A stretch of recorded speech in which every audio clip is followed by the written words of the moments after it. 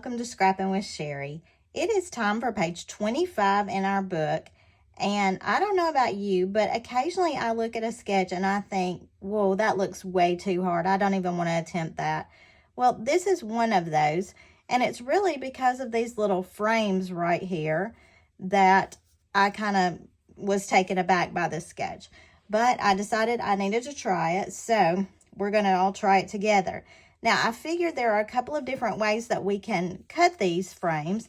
One is if you have a manual die cut machine, there are these nesting square dies that you can purchase.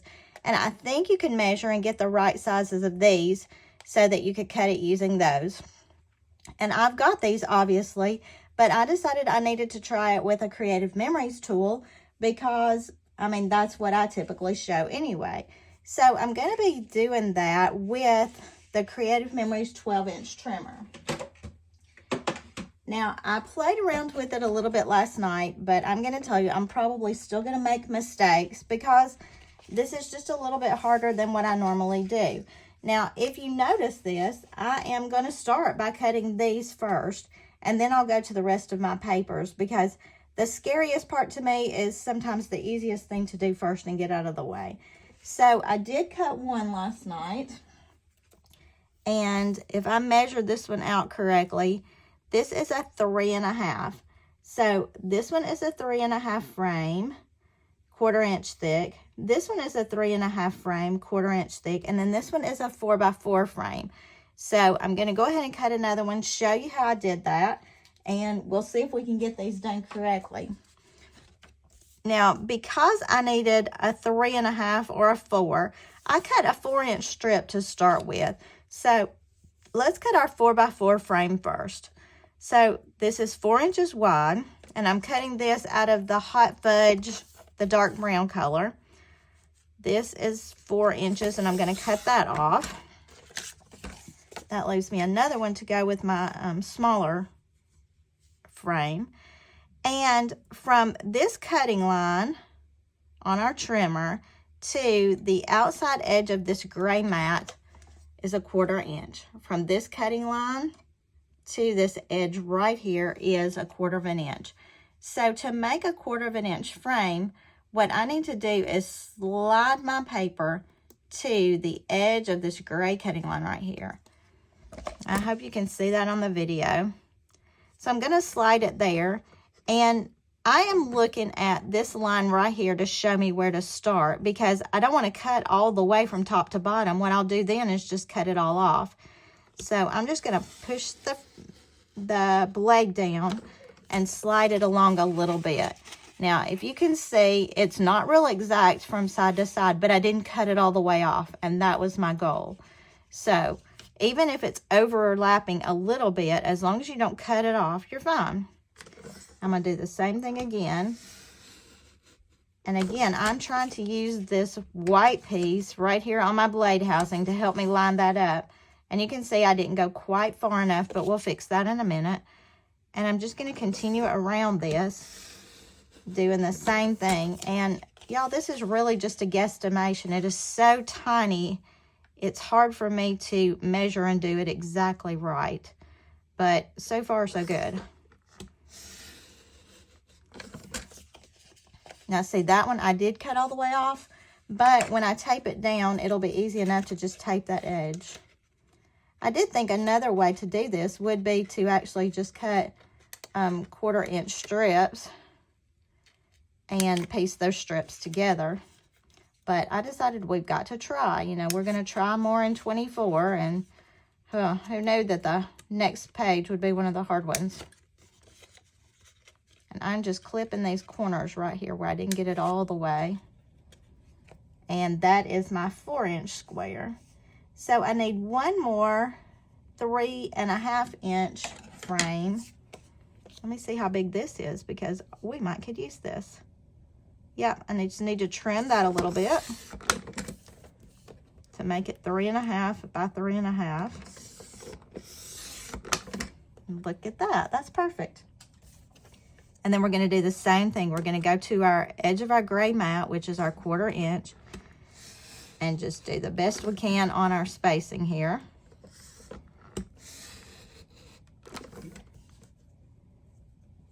Now this is about the 4th or 5th one I've done, because I tried some even last night trying to figure out how to know exactly where to go, how far to go, all that. Never got it exactly right, but it is getting a little bit easier to get closer. And that's kind of my goal, is to get it close. And then I can use my scissors just to trim up any excess that's not coming loose. All right, so we've got 2 3.5s and a 4-inch. And then we've got this piece that may work inside that for a 3, let's see. It's a 4x4 mat. Yep. For a 3 3/4 by 3 3/4 photo. There's a lot going on this page. So I'm going to hang on to this mat, although I may not want those in the same color. I'll set it aside. We'll see. All right, so let's go back to the rest of this page and see what else we've got going on. Now, what I'm looking at is there's a page within a little page within the bigger frame page. So in looking at this, I have pulled papers from several different places. This is from the Leave Nothing Behind collection. It's a nice brownie beige. It's got just a, I don't know, just a mottled look on it. It's kind of fun. And because I'm going back to pictures of our trip to Arizona, I felt like that was a good match. So we've got that.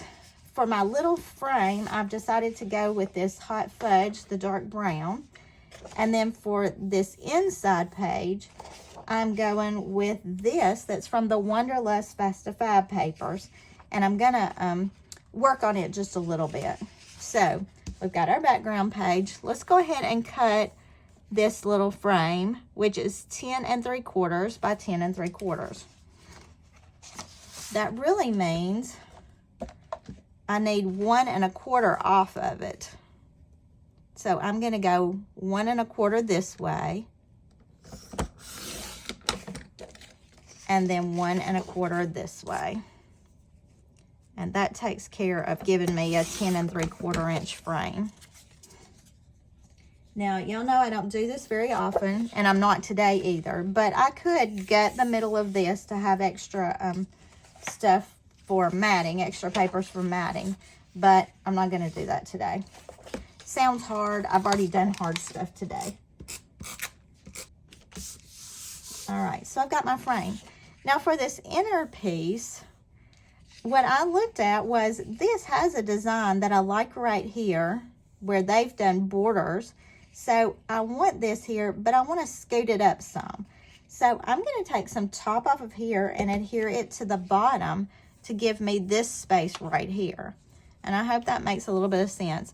This inside piece is going to be 10 1/2 by 10 1/2.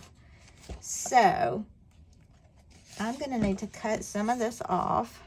And y'all are just going to laugh at me, and it's okay. But what I'm going to do is cut about 1 3/4 off the top to adhere to the bottom first, and then I'll go back and cut it. Now, you know, you've seen me weld, and all I'm doing is adding this down here, which pulls my border up a little bit more. So instead of putting this on a full sheet of paper to weld it, I am just going to add some tape along the seam. You know, usually I would put it on a cover sheet and piece it that way. And then I'm going to go back with this brown strip that I cut off, and I'm going to use this just to weld this together. This is a welding strip. Now, all I've done is put tape along the seam, and then I'm welding that together. So, maybe you've already learned something new today. If you didn't know about welding, maybe that's your new thing for the day. Now let's cut this down, and on our pattern it tells us 10 1/2 by 10 1/2. That means we need to take off 1 1/2 inches, and I'm going to do that here and here.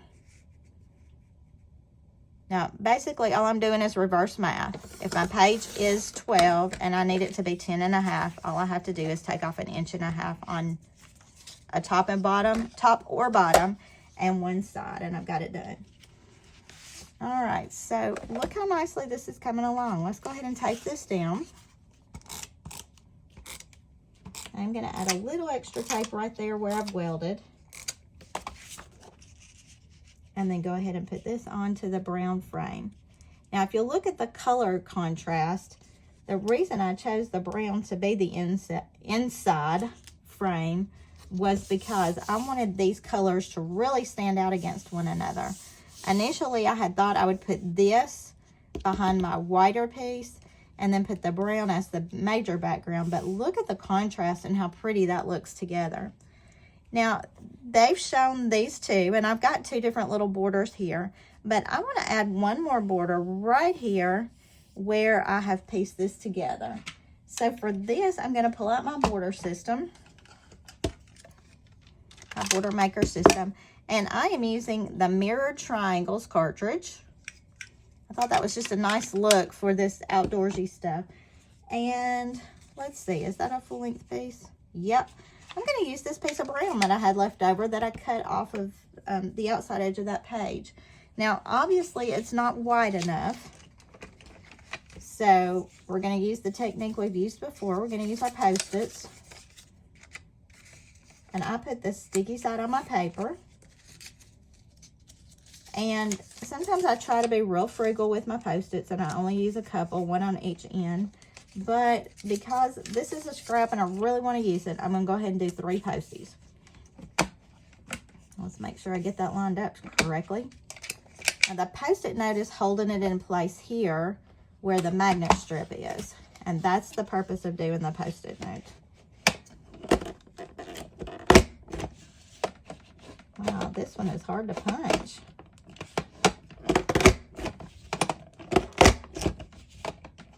If you have not used the Border Maker system or don't use the Border Maker system very often, there is a video about using it that I think is pretty helpful. And it just adds such a quick, easy design to your page without having to do anything fancy, without having to buy anything fancy. And I mean, you just saw, you can use your leftover papers to make it work. Let me just dump all these scraps real quick, and then we'll see what we got. And the good thing is this Post-it note piece will just peel right off. Or if you're using cardstock, you can just flip it over and it doesn't really matter. Either way, I'm going to go ahead and peel this off just in case some of that yellow Post-it decides to show through somewhere. So let's go ahead and stick that on. And I'm going to make this go all the way across, I think, instead of just cutting it off at the edge. Oh, y'all, look at that. Okay, I like that a whole lot. And I am going to leave my repositionable tape in there because I'm going to need it when I start arranging these squares that are actually in a diamond shape.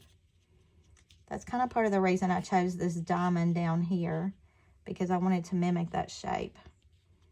And I'm looking at how they're overlapped on the page idea. I'm really just doing a lot of copying, y'all. This is not anything unique. That this is going to be a title page for one of my new travel albums. I was just looking, and I've got about 4 albums going on right now. But, you know, I was in the mood to start another one. So today we're going to start a new one. So I have my pictures. This is when we went into Arizona. And I went ahead and picked out 4 pictures because I couldn't really decide what was going to fit well. That one's a little wider, so it may do better there. I like the colors in probably these 3 because they're picking up more of the tones I'm working with. I'm sure this will go on another page really soon.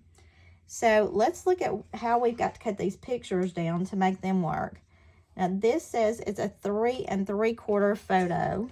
So let me get my personal trimmer. Now, remember, I did have these developed with the white around them for this vacation. So I'm going to go ahead and cut off the white and get that as close to 3 3/4 as I can. I don't think I can even make it a 3 3/4 because the white takes up a lot of that space.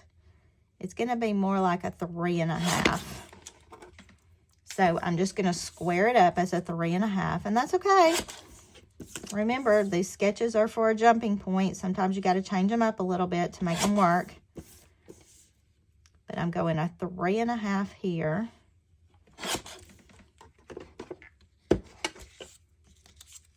And I had already cut this mat to be a 4 for here. And I think I'm going to leave it on there like that. So let's lay that one down. Then we need a 3.25 and a 3.25. That'll probably be a little easier to work with. So I'm going to cut off the white here. Now, if you're just working with regular photos, you're not going to have to worry about this white space. That's just how I developed them, remember, to keep me from having to mat every single thing. So let's get my 3.25 this direction. Now that's the first line past your 3. So a 3.25 here, and then let's get my 3.25 here. All right, we got that one. And then we'll do the sign of Arizona the same way. This picture got a little bit mangled in my box. Apparently I dumped my box upside down at some point, but it's okay. It's got just a little bit of a curve to the middle of it, but I'll tape it down really good. So we got that 3.25. Now we need to make the frames on these, and these 2 frames are going to be 3.5. So let me pull my brown one more time. And I am doing my frames the same color as I did, well, I'm doing the photo mats the same color as I did that outside frame. They show them in different colors related to the colors you've got here, but I just want to keep it, I guess, a little more monochromatic. So I need 2 3.5-inch mats. And I'm just going to cut this as a 3.5-inch strip. And then cut 3.5, 3.5. And we've almost got all the hard stuff done. Actually, I would say we have got all the hard stuff done. So let's tape all this down and see what we've got. So I'm going to mat my pictures first. I do still have repositionable tape in here. It's fine, because I know those little frames I need to do with repositionable tape. All right, so this one I had popped loose, but I'm going to put the repositionable tape right up to those edges. So when I actually stick it on the page, I can stick those edges right back together. If you just wanted to cut little 1/4-inch strips, you could do the exact same thing and just piece them together. I think it might be harder to get a good square out of it, a good diamond out of it, but you could do it.